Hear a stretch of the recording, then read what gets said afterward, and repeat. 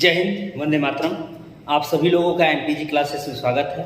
आज हम आप लोग सामने न्यूट्रिशन इन बैक्टीरिया में पोषण के ऊपर चर्चा करेंगे और यहाँ एक ही टॉपिक पे पूरे के पूरे autotrophic, heterotrophic bacteria, chemosynthetic, photosynthetic, parasitic, saprophytic, symbiotic सारे बैक्टीरिया के एग्जाम्पल और उनके प्रोसेस का यहाँ डिस्कशन हम करेंगे।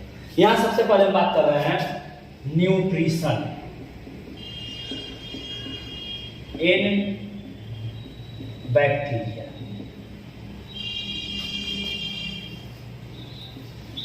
जीवाणुओं में पोषण। जब हम जीवाणुओं में पोषण की बात करते हैं ध्यान, सबसे पहले तो जानिए कि पोषण क्या है। पोषण वह प्रक्रिया है जिसके माध्यम से समस्त जीवधारी अपने कार्यों को करने हेतु ऊर्जा प्राप्त करते हैं। हम कह सकते हैं nutrition is the process by which every organism gate nourishment and obtain energy for doing their work.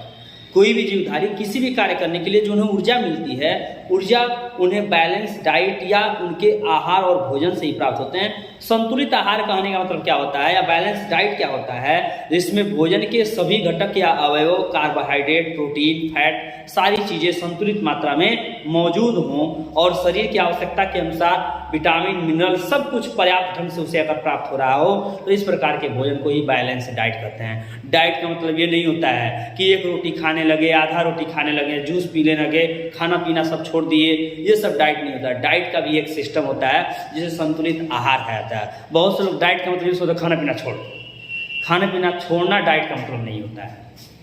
अब आइए समझें, इस बात को समझिएगा। न्यूट्रिशन इन बैक्टीरिया, जीवाणु पोषण। तो पोषण की आवश्यकता क्यों होती है? जीव के विकास के लिए भोजन प्राप्त करने के माध्यम द्वारा वो अपना पोषण प्राप्त करते हैं। इसके साथ साथ उन्हें ऊर्जा मिलती है। अपने जितने जैव रासायनिक क्रियाएं होती हैं, जितनी उपापचयी क्रियाएं होती हैं, उन सभी क्रियाओं से उन्हें ऊर्जा प्राप्त होती है। सबसे पहले हम बात करने जा रहे हैं, ध्यान दीजिएगा। सबसे पहले हम बात कर रहे हैं ऑटोट्रॉपिक बैक्टीरिया। किसकी बात कर रहे हैं? ऑटोट्रॉपिक। नाम से स्पष्ट है कि स्वपोषी बैक्टीरिया, स्वपोषी जीवाणु।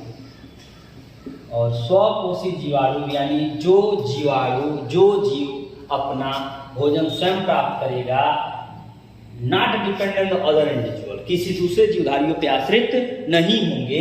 वे जीव जो अपने पोषण के लिए दूसरे जीवों पे आश्रित नहीं होते, अपना पोषण स्वयं प्राप्त करते हैं, अपना भोजन स्वयं बनाते हैं, उन्हें हम बोलते हैं ऑटोट्रॉपिक। ऑटोट्रॉपिक को दो भागों में बांटा गया। एक फोटोसिंथेटिक बैक्टीरिया, इसे कहते हैं प्रकाश संश्लेषी जीवाणु। प्रकाश संश्लेषी जीवाणु कहने मतलब कि वे जीवाणु या वे बैक्टीरिया जो अपना भोजन प्रकाश संश्लेषण के माध्यम से प्राप्त करते हैं, फोटोसिंथेसिस प्रोसेस से प्राप्त करते हैं, उन्हें प्रकाश संश्लेषी कहते हैं। ये process in the presence of heat, solar energy, HNU उनकी उपस्थिति में होता है, इसीलिए इसे फोटोसिंथेटिक कहते हैं। अब थोड़ा कीमोसिंथेटिक, इसे कहते हैं रसायन संश्लेषी बैक्टीरिया। रसायन संश्लेषी जीवाणु वे जीवाणु जो रासायनिक प्रक्रियाओं, रासायनिक माध्यम से, रासायनिक तरीकों से अपना भोजन प्राप्त करते हैं, उन्हें रसायन संश्लेषी कहा जाता है। जीवाणु पोषण, पहला ऑटोट्रॉपिक बैक्टीरिया, दूसरा हेटरोट्रॉपिक बैक्टीरिया, जिसे कहते हैं परपोषी जीवाणु।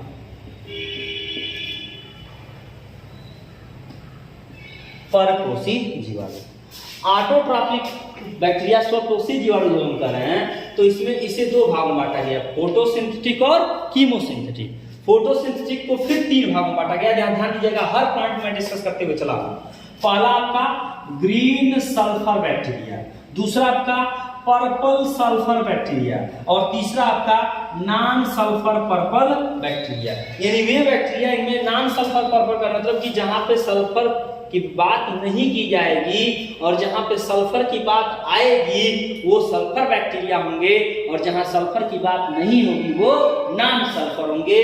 उसमें भी यहाँ ग्रीन सल्फर बैक्टीरिया यानी वे बैक्टीरिया जो हरे रंग की होंगी, इसीलिए ग्रीन सल्फर बैक्टीरिया कहलाएंगी। हरी भी होंगी और सल्फर भी होगा। यहाँ ये छोटे होते हैं, small, non motile, rod shape और एनारोबिक फोटोट्रॉप्स होते हैं। ये एनारोबिक जहां पे ये ऑक्सीजन नहीं प्राप्त करते हैं, CO2 के द्वारा ही अपना पोषण या अपना भोजन निर्माण करते हैं। तो एरोबिक जब ऑक्सीजन की उपस्थिति में अभिक्रिया होगी, जब अभिक्रिया ऑक्सीजन की उपस्थिति में होती है तो एरोबिक, और जब ऑक्सीजन की उपस्थिति नहीं होती है तो ऑक्सीजन की उपस्थिति नहीं होगी तो एनारोबिक। इतना याद रखिएगा। यहाँ देखिए CO2 है, ऑक्सीजन की उपस्थिति नहीं है, इसीलिए एनारोबिक। और एनारोबिक फोटोट्रॉप, यहाँ सल्फर बैक्टीरिया देखिए, हाइड्रोजन सल्फाइड, जल के अणु की बात नहीं हुई, हाइड्रोजन सल्फाइड इसके साथ रिएक्ट करेगा और यहाँ ग्लूकोज का निर्माण होगा। और ये ग्लूकोज क्या है? भोजन है। ग्लूकोज ही क्या है? भोजन है। जल के अणु निकलेंगे और सल्फर यहाँ से निकल जाएगा। दूसरा पर्पल सल्फर बैक्टीरिया, इनमें जो ए बैक्टीरिया जो होते हैं, इनमें बैक्टीरियो क्लोरोफिल ए और बी पाया जाता है। ये बैक्टीरियो क्लोरोफिल ए और बी रखते हैं। इन बैक्टीरिया की जब हम बात करें, फोटोसिंथेटिक पिगमेंट क्लोरोबियम पाया जाता है। ग्रीन सल्फर बैक्टीरिया में क्लोरोबियम, पर्पल सल्फर बैक्टीरिया में बैक्टीरियो क्लोरोफिल, ठीक। और नॉन सल्फर पर्पल बैक्टीरिया, यहाँ की बैक्टीरियो क्लोरोफिल की बात की जाएगी, बट यहाँ पे सल्फर की उपस्थिति नहीं होगी। यहाँ देख लीजिए एग्जांपल, प्रोपियोनिक एसिड जल के अणु के साथ CO2 की उपस्थिति में अभिक्रिया करेगा और अपना भोजन भी प्राप्त करेगा और उसके साथ साथ ऊर्जा निर्मुक्त होगी। तो ये आपके सामने 3 बैक्टीरिया फोटोसिंथेटिक, पहला ग्रीन सल्फर, दूसरा पर्पल सल्फर और तीसरा नॉन सल्फर पर्पल बैक्टीरिया। बात समझ में आई? अब आइए बात करते हैं कीमोसिंथेटिक बैक्टीरिया, रसायन संश्लेषी बैक्टीरिया। रसायन संश्लेषी बैक्टीरिया को 4 भागों में बांटा गया है, याद रखिएगा। पहला सल्फर बैक्टीरिया, नाम से स्पष्ट है कि वे बैक्टीरिया जो सल्फर युक्त वातावरण में, सल्फर युक्त जल में, सल्फर युक्त मृदा में, मिट्टी में पाए जाएंगे, वो सल्फर युक्त बैक्टीरिया कहलाएंगे। एग्जाम्पल बेगिएटोवा, एग्जाम्पल क्या है? बेगिएटोवा। और देखिए हाइड्रोजन सल्फाइड ऑक्सीजन की उपस्थिति में अभिक्रिया करेगा, सल्फर बनाएगा और सल्फर ये बैक्टीरिया बनाने का कार्य करते हैं। सल्फर और इसके साथ जल के अणु भी निर्मुक्त होंगे, इसीलिए बैक्टीरिया आपका सल्फर बैक्टीरिया के नाम से जानी जाती है।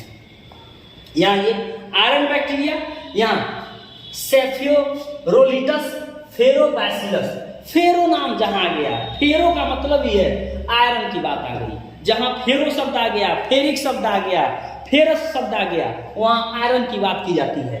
ये फेरस कंपाउंड को फेरिक रूप में बदलते हैं, यानी कहने का मतलब क्या है? Fe2+ को ये बैक्टीरिया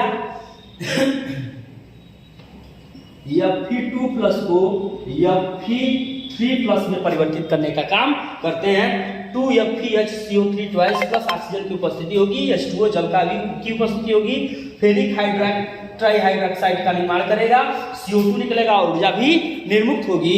इसलिए यह बैक्टीरिया आयरन बैक्टीरिया के नाम से जानी जाती है। तीसरी हाइड्रोजन बैक्टीरिया,